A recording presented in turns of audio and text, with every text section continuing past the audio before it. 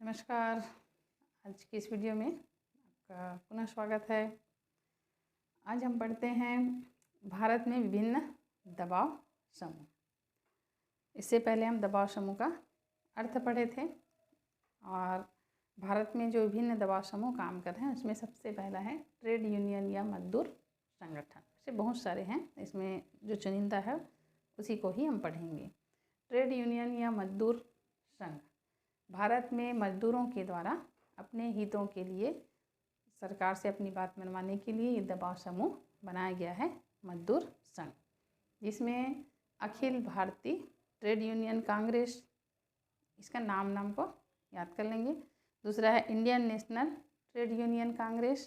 तीसरा है हिंद मजदूर सभा, United trade union Congress, centre of Indian trade unions और भारतीय मजदूर संघ। ये 6 जो है मजदूर संगठन हैं जो मजदूरों के हितों में काम करती है, सरकार के ऊपर दबाव बनाती है। दूसरा है व्यावसायिक हित समूह। नाम से स्पष्ट है, व्यवसाय के लिए बनाया गया हित या दबाव समूह। इसमें जनरली उद्योगपति हो गए, व्यापारी संघ हो गया, इनके द्वारा बनाया गया दबाव समूह ये कहलाता है व्यावसायिक हित समूह। भारत में व्यावसायिक हित, जिसमें अखिल भारतीय चिकित्सा परिषद, ये डॉक्टरों का बनाया गया व्यावसायिक समूह है। फिर इसी क्रम में अखिल भारतीय बार एसोसिएशन, बार मतलब वकीलों का बनाया हुआ संगठन है। फिर शिक्षक संघ हो गया। इसके बाद कई व्यावसायिक संगठन हैं, ये लोग भी अपने उद्देश्य के लिए व्यावसायिक संगठन बना करके काम कर रहे हैं। तो ये केवल इसमें व्यावसायिक दबाव समूह क्या है इसका उदाहरण, ये इसको आपको याद करना है। व्यावसायिक दबाव समूह मतलब ऐसे व्यवसाय से जुड़े लोग जो अपने हितों के लिए सरकार के ऊपर दबाव बनाते हैं। 2-3 उदाहरण इसमें देख लेंगे। फिर जाति एवं धार्मिक दबाव समूह। नाम से स्पष्ट है, धार्मिक और जाति। धार्मिक मतलब विभिन्न धर्मों के द्वारा जो दबाव समूह बनाया गया है, जैसे इसमें है अखिल भारतीय ईसाई सम्मेलन, अखिल भारतीय पारसी सम्मेलन, फिर अखिल भारतीय समुदाय, आर्य प्रतिनिधि सभा, सनातन धर्म, दक्षिणी सभा। ये विशेष रूप से धार्मिक दबाव समूह है। जातिगत दबाव समूह में जो भिन्न जाति हैं, जैसे ब्राह्मण सभा हो गया, क्षत्रिय सभा हो गया, वैश्य सभा हो गया, हरिजन सेवक संघ हो गया, दलित वर्ग संघ, ये सब जातिगत दबाव समूह हैं। तो जाति और धार्मिक दबाव समूह। इसके बाद आता है महिला संगठन एक दबाव समूह के रूप में। भारत में अनेक महिला संगठनों ने मिल करके महिलाओं के अधिकार के लिए दबाव समूह बनाया है, जो महिलाओं के ऊपर हो रहे अत्याचारों के लिए काम करती है। जैसे दहेज के लिए कहीं अत्याचार होता है, उसके लिए काम करती है। वधू को जलाकर मार दिया जाता है, उसके लिए काम करते हैं। संपत्ति पर अधिकार हो गया, बलात्कार हो गया, छेड़छाड़ हो गया, घरेलू हिंसा हो गया, इसको दूर करने के लिए ये संगठन सरकार के ऊपर दबाव बनाती है और इसके लिए कानून लाने का सरकार के ऊपर दबाव बनाती है। फिर इसी क्रम में एक बहुत बड़े दबाव के समूह के रूप में महिला ने 33% आरक्षण विधानसभा और लोकसभा में मांग किया और सरकार के ऊपर लगातार दबाव ये बना रहे हैं कि महिलाओं को लोकसभा और विधानसभा में 33% आरक्षण मिलना चाहिए।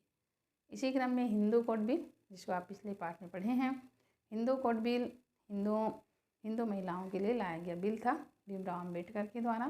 तो इसको भी लाने में विभिन्न महिला समूहों ने सरकार के ऊपर दबाव बनाया था एक दबाव समूह के रूप में और अपनी महती भूमिका निभाई थी। तो ये तो हो गया दबाव समूह। इसी क्रम में से विद्यार्थियों का भी दबाव समूह है, अखिल भारतीय विद्यार्थी परिषद और भारतीय राष्ट्रीय छात्र संगठन और 1-2 विद्यार्थी समूह हैं। ये तो हो गया दबाव समूह के विभिन्न प्रकार। और इस पाठ का अंतिम वीडियो है जन सहभागिता में मीडिया की क्या भूमिका होती है। ये आता है प्रश्न अपना विचार लिखने के लिए। जन सहभागिता में मीडिया की भूमिका। जन सहभागिता में मीडिया अहम रोल निभाती है। आजकल मीडिया जो है जनता को हर बात को बताती है। कहीं पर भी कुछ भी घटना घटित होती है, हम घर बैठे ही जान लेते हैं कि देश में क्या हो रहा है। अभी जैसे आपने देखा होगा, तुरंत समाचार भी आया था, इसमें बद्रीनाथ में तपोवन भूमि में किस प्रकार से ग्लेशियर पिघला और पूरा वो जगह जो है तबाह हो गया। इसी क्रम में दिल्ली में क्या हो रहा है, कुछ घटना घटित हो रही तो तुरंत हमको पता चल जाता है। चेन्नई में क्या हो रहा है ये पता चल जाता है। यानी भारत के कहीं पर किसी भी कोने में कुछ भी घटना घटित होती है, मीडिया ही हमको जानकारी देती है। और मीडिया के द्वारा बताए गए समाचार से जनता प्रभावित होती है और मीडिया अपनी महत्वपूर्ण भूमिका निभाती है। इसमें हम 2 उदाहरण देख सकते हैं जिसमें मीडिया की महत्वपूर्ण भूमिका है जनता को एक करने में और सरकार के ऊपर दबाव बनाने में। इसमें सबसे पहला जो है ये कांड है निर्भया कांड। निर्भया कांड एक बहुत ही भयानक कांड है। ये दिल्ली में घटित हुई थी और दिल्ली में एक लड़की के साथ कुछ लड़कों के द्वारा, जब लड़की बस से आ रही थी अपने दोस्त के साथ ही, तो लड़की के साथ बलात्कार किया गया और लड़की को फिर बीच रास्ते में फेंक दिया गया। बाद में वो लड़की की मौत हो जाती है।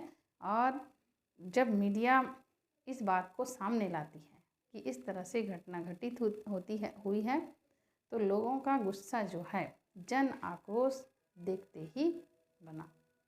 लोग जो है दिल्ली में एक जगह इकट्ठा हो गए और बहुत जल्दी ये आंदोलन जो है पूरे देश में फैल गया और ये मांग उठने लगी कि निर्भया को न्याय दिलाओ। यानी दिल्ली की घटना मीडिया के द्वारा ही पूरे देश में फैल गई और हर जगह इस घटना के खिलाफ में धरना प्रदर्शन, विरोध होना शुरू हो गया।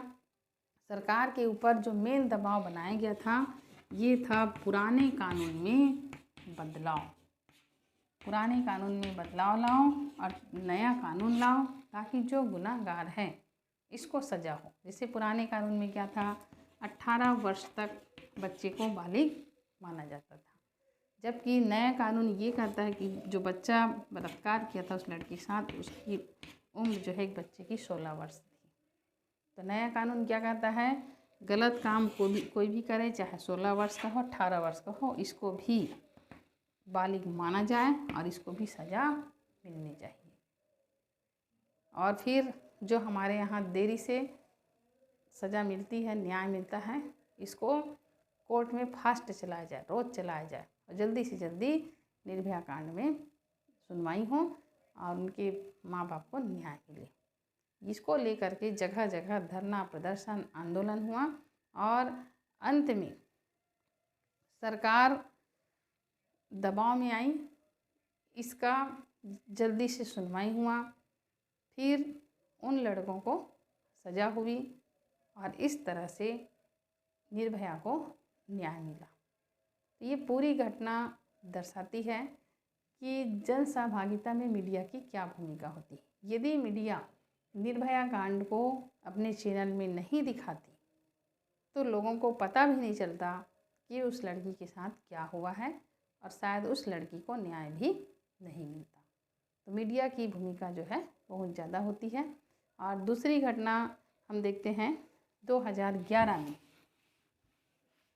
जन लोकपाल बिल को लेकर के, 2011 में जन लोकपाल बिल को लेकर के ये आंदोलन हुआ था दिल्ली में और इस आंदोलन का नेतृत्व समाज सेवी अन्ना हजारे, अरविंद केजरीवाल जो दिल्ली के अभी सीएम हैं, कुमार विश्वास, इनके नेतृत्व में ये आंदोलन किया गया था। ये आंदोलन भी इतना अधिक सफल हुआ, इस आंदोलन में हर कोई स्वेच्छा से जाकर भाग ले रहा था और ये आंदोलन का सफल होने में मीडिया की भी सबसे अधिक भूमिका थी, क्योंकि वहाँ से लाइव कवरेज मीडिया जो है चैनल में अपना दिखाती थी और जनता को पता चला कि जन लोकपाल बिल के लिए जो आंदोलन हो रहा है बिल्कुल सही हो रहा है, जन लोकपाल बिल देश में लाना ही चाहिए। तो इस प्रकार मीडिया जो है अपनी महत्वपूर्ण भूमिका निभाती है और मीडिया के माध्यम से ही हमको देश में हो रही बातों का पता चलता है। तो अंत में हम निष्कर्ष रूप में ये कह सकते हैं कि बदलते हुए समाज की अनुरूप, जनता की इच्छा के अनुरूप, ज़रूरतों के हिसाब से मीडिया ने लोगों को शासन में भागीदारी के नए अवसर और नए विकल्प तलाश करने का मौका दिया है, उपलब्ध करवाया है। तो शासन में जनसहभागिता में मीडिया की भूमिका को हम नहीं नकार सकते। अभी की स्थिति में मीडिया जो है, बोलते हैं जैसे चौथा, इसको लोकतंत्र का आधार स्तंभ कहा जाता है मीडिया को, क्योंकि मीडिया ही हमको देश में घटित घटना के बारे में बताती है, समझाती है। इस प्रकार से ये पाठ खत्म हो गया और अगले पाठ में फिर हम अगले वीडियो के साथ हाजिर होंगे। तब तक के लिए नमस्कार। आप मेरे साथ बने रहिए। ब्लूप्रिंट के हिसाब से इसके बाद हम प्रश्न उत्तर का अभ्यास कराएंगे। एक पाठ और बचा है, उपनिवेशों का खात्मा और शीत युद्ध।